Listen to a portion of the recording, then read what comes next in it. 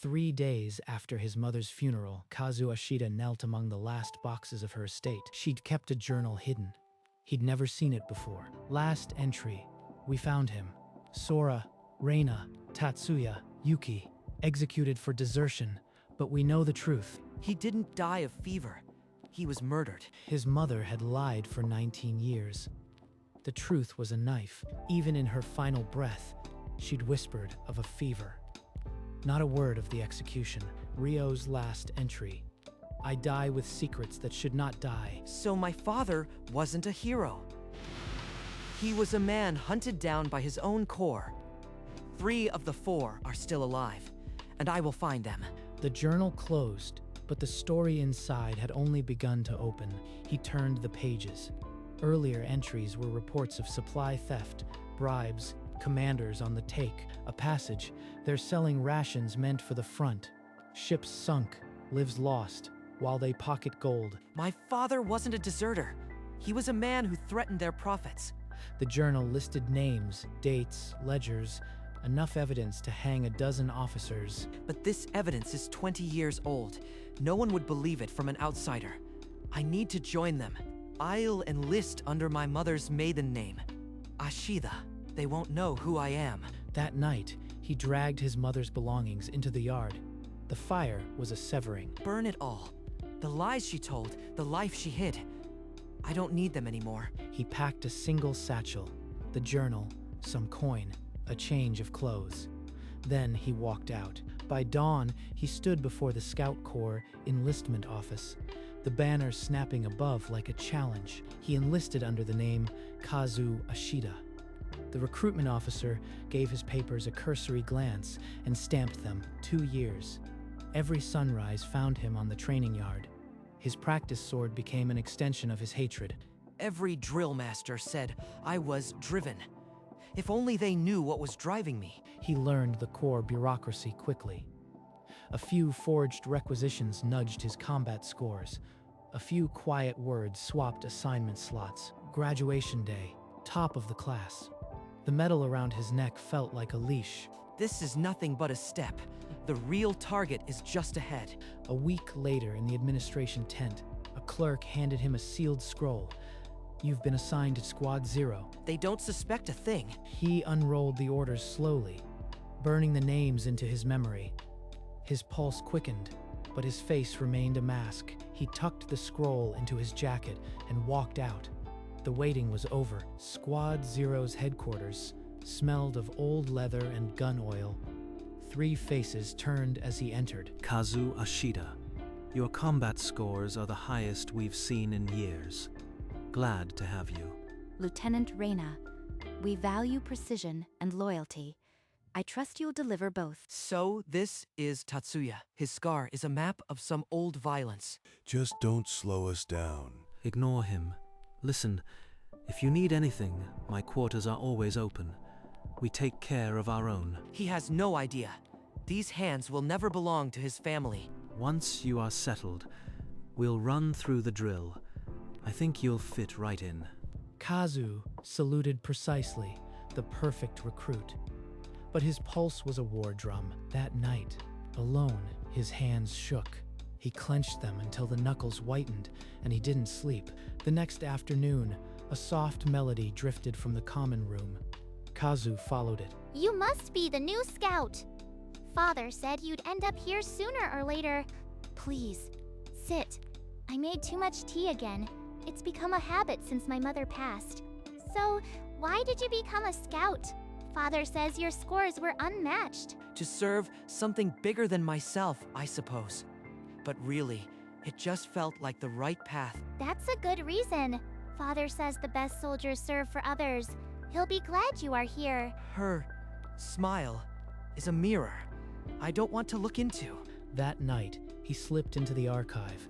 A miniature camera in his glove clicked over mission reports. He'd fabricated the camera himself. Small enough to escape a pat-down, sharp enough to capture names and dates. They trust me. Sora saved my life. Akari laughed like childhood. But I can't stop now. 3 nights later, Kazu shadowed Reina through the city's lower districts. She ducked into a crumbling building, marked with a wooden sign, War Orphans Charity.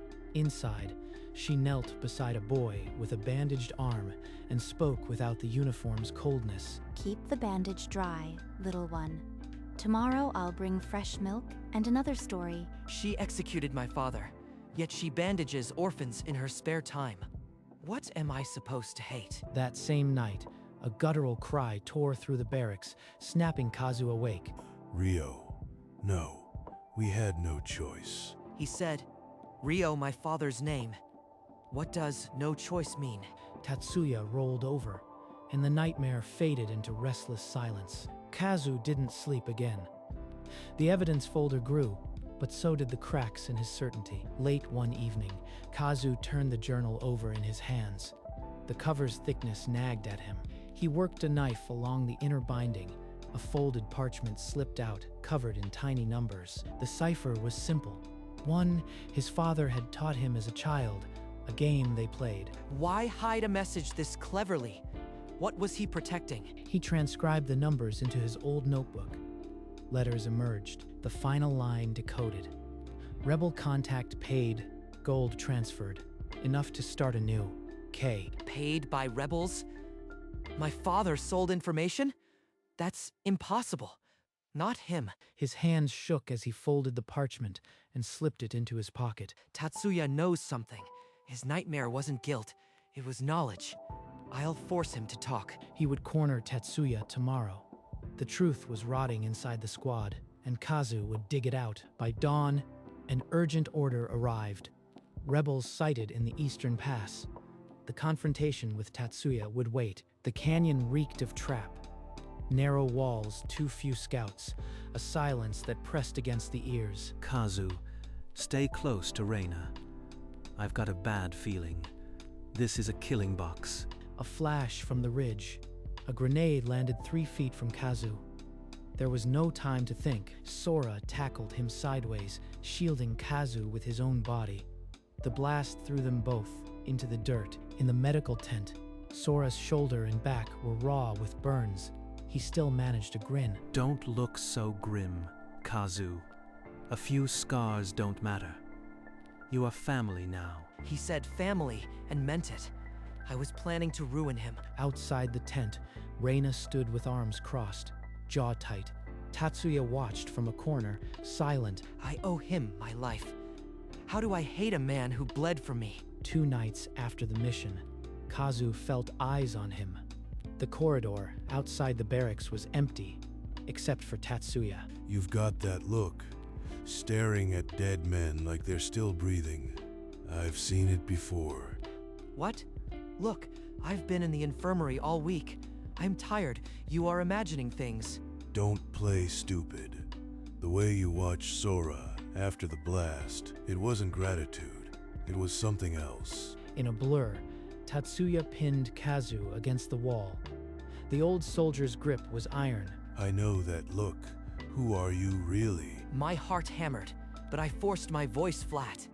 He can't know. Not yet. I am the soldier your commander saved. Nothing more. Let go. The dead should stay dead, boy. Dig them up, and you'll bury yourself. He released Kazu and melted into the dark. Kazu's hands trembled worse than after the explosion. The next morning, Kazu found Akari in the greenhouse, her fingers brushing the petals of a white rose. Kazu, you walk heavier than yesterday. Something happened. My mother planted these roses. She said they reminded her of an old friend, Ryo. He used to laugh when dirt got under his nails. Rio. She knows that name. I was small, but I remember my parents arguing at night. They'd mention Ryo and what we did. Then Mother would cry. What did they do? You know what they argued about? Number. They always stopped when I came in. Father would just say Ryo is gone and we carry it. I never understood. They weren't just executioners. They were his friends, and they still carry it. Kazu, you've gone quiet. Did I say something wrong? He shook his head and stood. The greenhouse felt like a glass cage now, and every bloom smelled of old blood. Kazu shoved his few belongings into a duffel. The journal lay open on his bunk, a silent accusation. I can't do this. Sora bled for me. Akari trusts me. If I stay, I'll destroy them. Leaving is the only mercy. He drafted a resignation letter. 4 lines, no excuses. Then, a separate note. Akari, forgive me. He couldn't finish the note. What apology could cover what he'd almost done? A rap on the door. Commander Sora wants you in the ceremony hall. Now.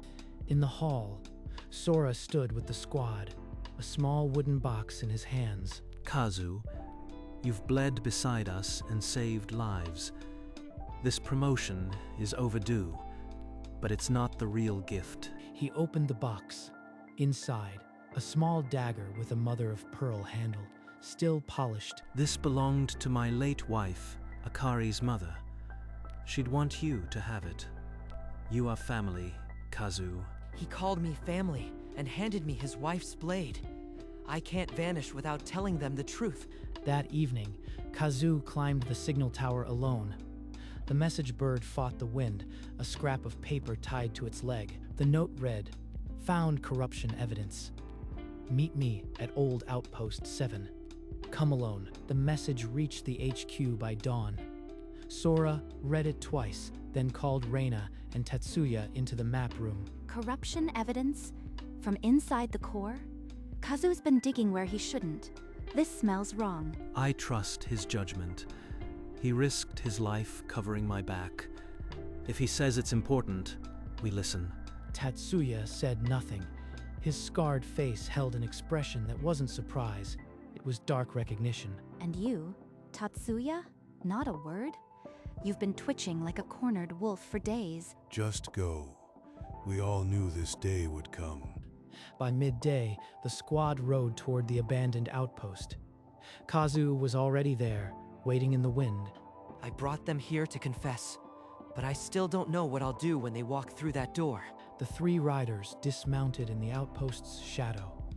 Sora called up to the crumbling tower, his voice carrying over the wind. Kazu, what's this about? You look like you've seen a ghost. A ghost? That's exactly what I am. A dead man walking into a room full of killers. He descended the stone steps with deliberate slowness, the journal pressed against his chest like a shield. You are scaring me, son. Talk to us. What happened? Son, he says it like a prayer. I am about to break that prayer. He forced his hands steady and raised the leather journal, its yellowed pages catching the dim light. Don't call me that. I am Ryo's son. The silence that followed was absolute, broken only by the wind howling through the cracked stone windows. Sora's face went ashen. Reina's hand flew to her sword, and Tatsuya simply closed his eyes. We found him. Sora, Reina, Tatsuya, Yuki, executed for desertion. But we know the truth. My father wrote this. We know. We were the ones who buried him. He wasn't deserting.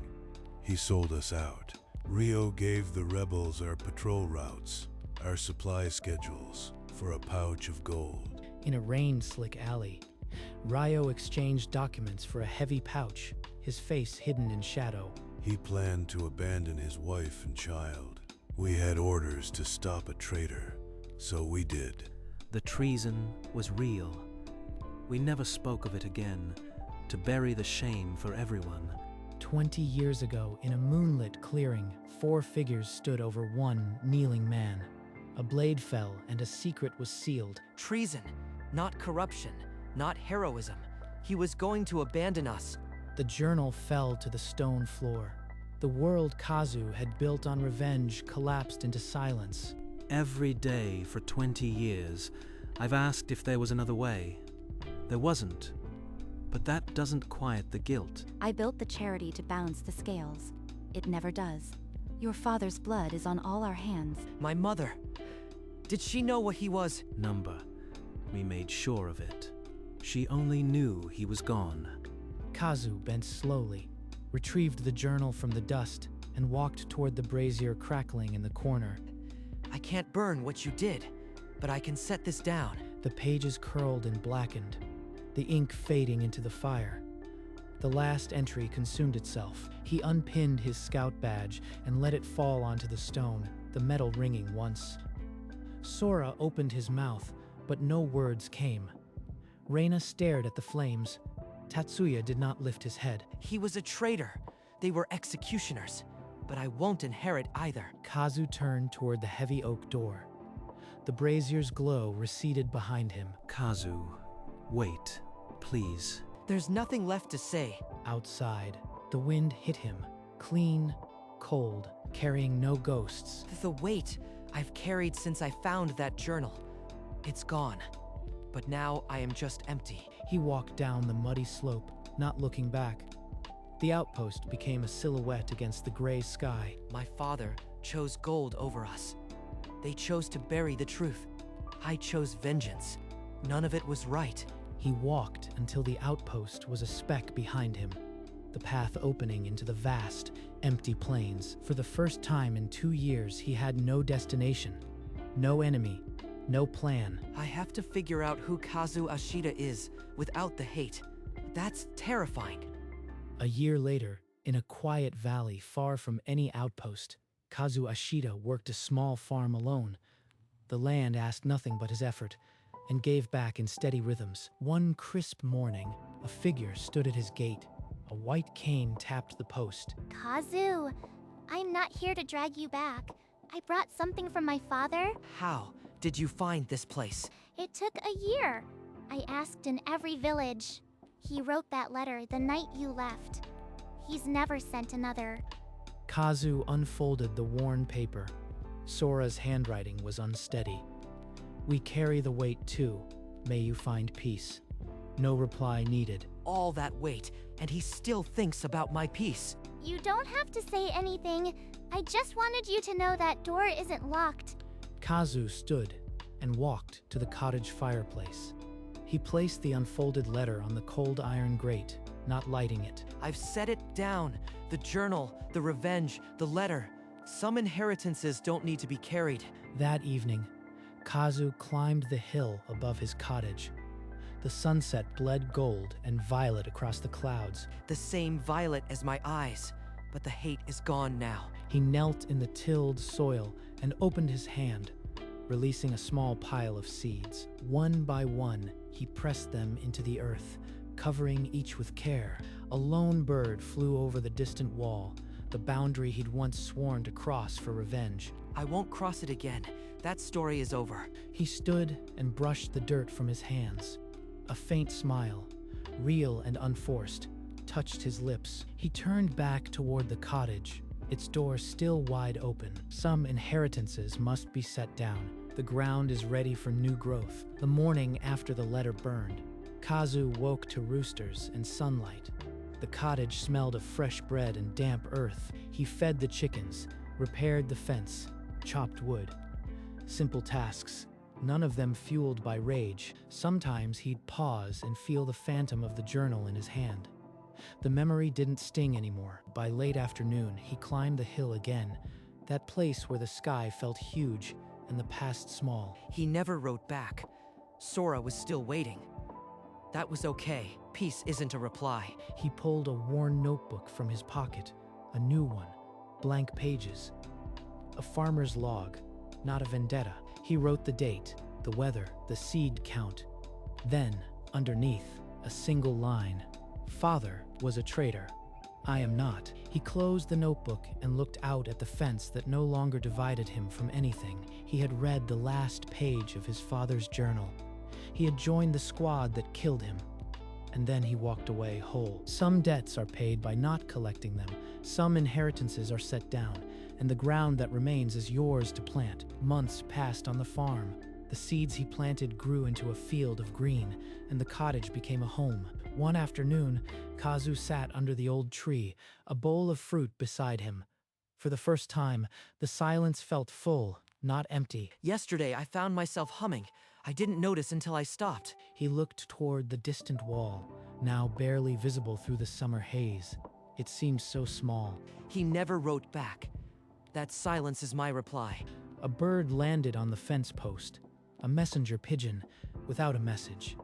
It stayed for a while, then flew off. Kazu picked up his hoe and walked back to the field. The soil was warm, the work steady. Some debts are not paid, but released. Some stories do not need a final word. He knelt in the dirt, his hands busy, his heart quiet. The sun set behind the hill. Tomorrow, he would plant again. The seasons circled. A winter frost came and went, and the spring brought pale green shoots through the dark soil. He no longer counted the days since the outpost. The farm had its own rhythm, and he had become part of it. The journal's metal clasp still rested in the fireplace grate, unnoticed now, part of the stone and ash. Some evenings, he still climbed the hill, but his gaze no longer searched the horizon for answers. This is all I need. A field, a roof, a tomorrow. The wall on the horizon was just a line of stone now, no more threatening than a fence. A post arrived with the spring trade, no letter, just a packet of seeds from a southern nursery. The note read, "For your new field, A." He sowed those seeds in a patch near the cottage where the morning sun hit first. The father's shadow had finally faded. Only the son remained, planting his own earth. He was Kazu Ashida, and his inheritance was this: the ground, the quiet, and the morning light. Dawn broke over the valley, the light soft and unhurried, as if the world had made peace with its own past. There's no ghost on this hill, just me. The fields rolled green and gold, the cottage doors open, the henhouse busy. All of it, his all of it enough. He walked down the hill, the path now worn by his own boots, leading back to the life he had chosen. The clasp in the fireplace had become part of the stone, a silent anchor where the past had finally settled. Sprouts from Akari's seeds reached toward the sun, tiny leaves unfurling in the morning warmth. A butterfly landed on the fence post, lingered, then rose into the air, weightless. He sat beneath the old tree, a book in his lap, not a journal, but a tale of faraway seas. The sun set one last time over the valley, and the sky blazed violet and gold, the same colors as his eyes. He was no longer the son of a trader, no longer a soldier, no longer a ghost. He was simply a man planting his tomorrow.